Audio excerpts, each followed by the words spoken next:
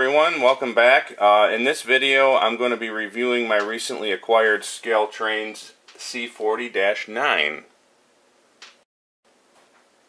So before I get started on the model itself, I'd like to go over a brief history of this locomotive. Originally it was built by General Electric, obviously, in Erie, Pennsylvania, and it was only purchased by the Norfolk Southern. They had purchased 125 units, and they anticipated purchasing more. However, the Federal Railroad Administration pushed them into buying more wide cabs for quote-unquote safety reasons.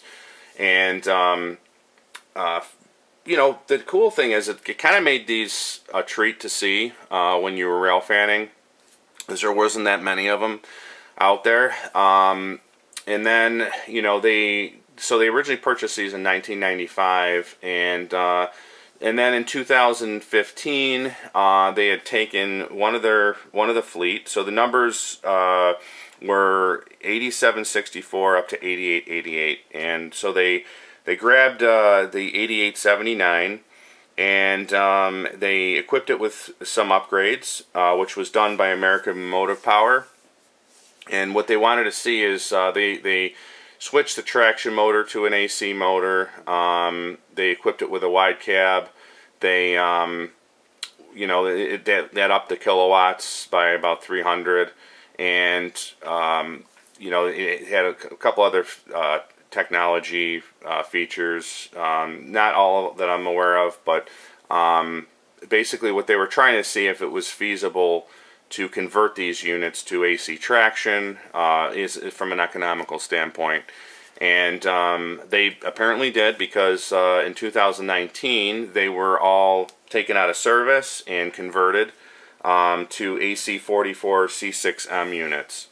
So they've all been converted. There are none left out, unless, you know, that I'm aware of.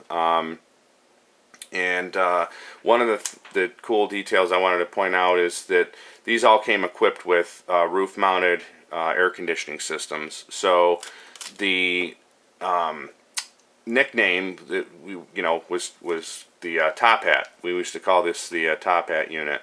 And another interesting feature is that the Dash 9 was the first locomotive by General Electric to basically communicate with the EOT at the end of the train. It had technology built in that had an antenna that would communicate with the antenna on the EOT, and so forth. So this unit does fall short about 400 horsepower from the AC 4400-9. So, you know, that's pretty much the only difference, that and the wide cab. Other than that, they are pretty much identical units. So I'm going to go ahead here and move on to the model. I'm going to start out with some of the basic details, and then we'll kind of take a look, refocus the camera, and really get down to some of the incredible details that this locomotive has, and how well Scale Trains did on this. I mean, they really did a fantastic job. Okay guys, so here we are. We're going to start here on the engineer's side, and I just wanted to point out that the detail on this locomotive is absolutely incredible. Just like everything else I've ever purchased from Scale Trains, this is just another excellent model. Just a quick rundown. You know, the company's been in business for 5 years now, and you know, I think they really raised the bar on quality. You know, with my experience, a lot of some of the other manufacturers, I think they all do a great job, and they all want us to be happy with their products. However, sometimes I've noticed that, you know, certain things that are, you know, certain locomotives and rolling stock, you know, that are highly detailed, a lot of times they're just, the craftsmanship isn't there. You know, the details aren't glued on properly, or they are just too flimsy. And I gotta say, with this locomotive, I'm very impressed with the amount of brass etched details and how robust it is overall. I don't feel that, you know, I'm careful with these locomotives, but I don't feel that they are inferior in any way. With that being said, I'm just going to go over the basic details first. You know, let's see here, we'll turn this to the front locomotive. As you can see here, it has front ditch lights, MU hoses, MU cables. From the back of the locomotive, you can see there as well, it has rear ditch lights, would also operate and alternate.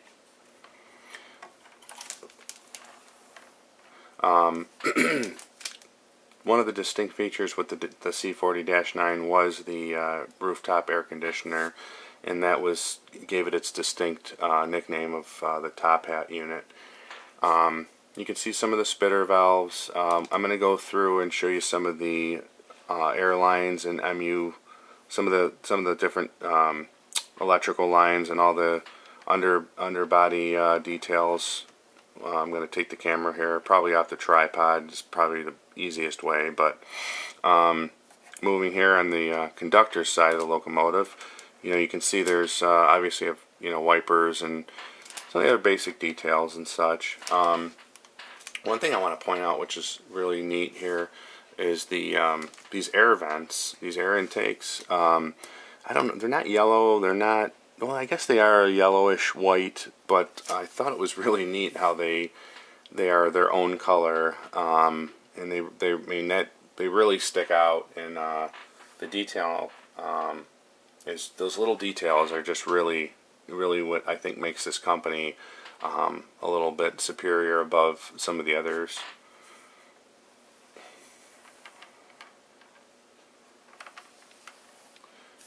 I've always found the, you know, staff at Scale Trains also has been very helpful anytime I've needed anything.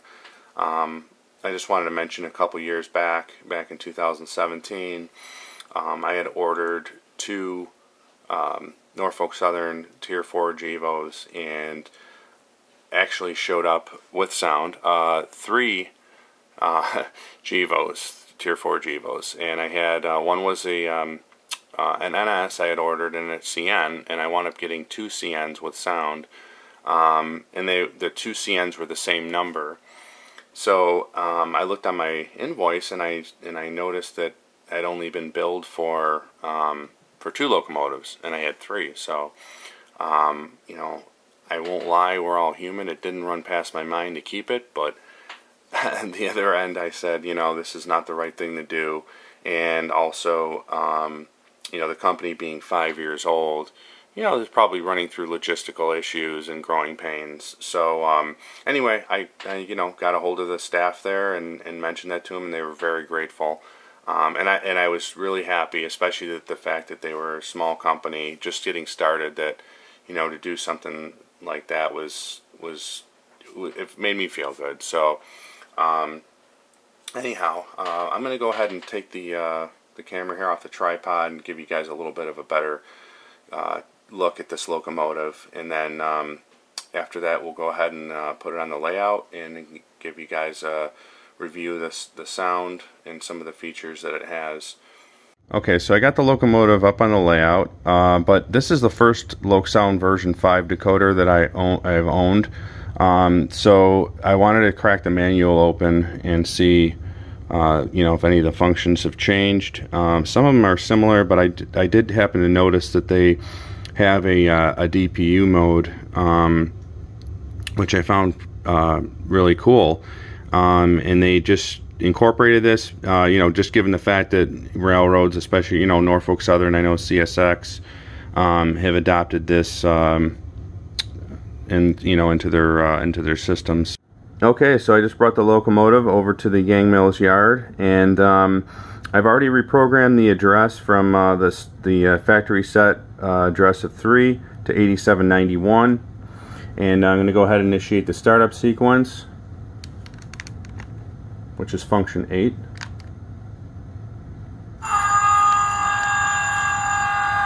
You can see the walkway lights turn on right away, which is really cool. I'll let you guys enjoy the startup sequence here.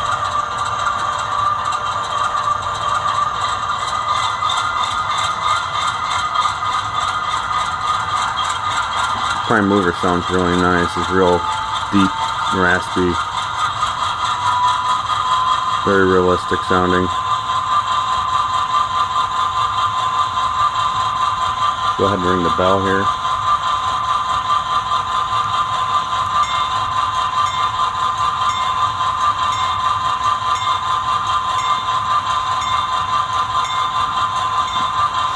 You got the horn.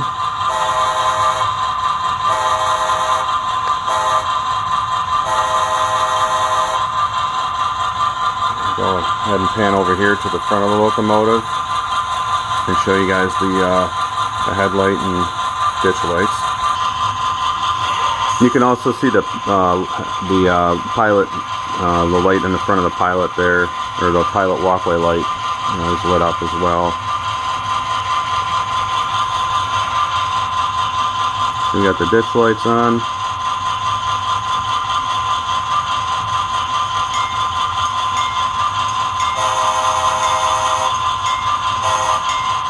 So I decided to have a little fun off the script and pick up an empty auto rack here in Track A at Gang Mills Yard. So then we'll go ahead and do a reverse move and pull the car back with a little more acceleration, so you can hear the locomotive under a little bit of a load.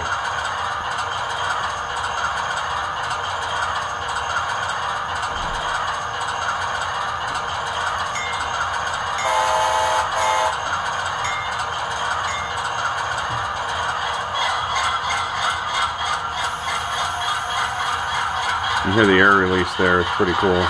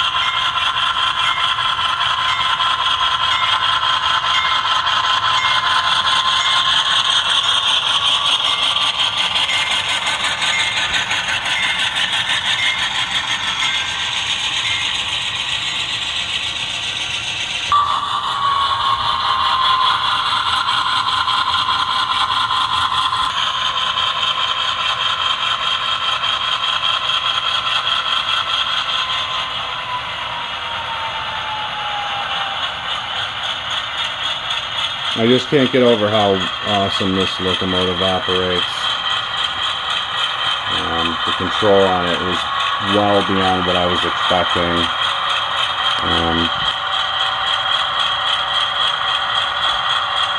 It almost forces you to operate it prototypically. You know, it's like you feel like you're almost operating a real locomotive. Not that I ever have, but this is the closest I've ever come to the real, as far as the realism with any of my models, or locomotives, I should say. So that about wraps it up, guys. Hopefully there's nothing I left out, but I am overall above and beyond pleased with this locomotive. Again, Scale Trains is blowing it out of the park with the detail. I like the Loc Sound decoder. I wasn't sure at first if I really liked the horn function, the control I should say, but after using it for a little while I kind of got comfortable with it. I would say it's great. I didn't want to comment on that at first until I got a little better understanding of what I was dealing with and give myself some time to get comfortable with it. It just seemed like the horn was at first was kind of choppy, but it's just the way I was pushing the button. So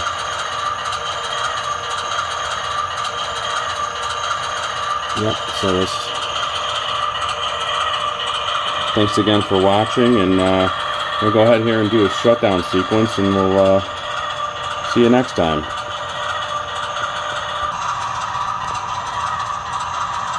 So we're going to push F8 again, and it appears that that is the shutdown sequence based on what I can read in the manual. So I also wanted to point out that you can dim the headlight as well, which also turns the ditch lights off. So we'll go ahead and do that, and then shut down the locomotive.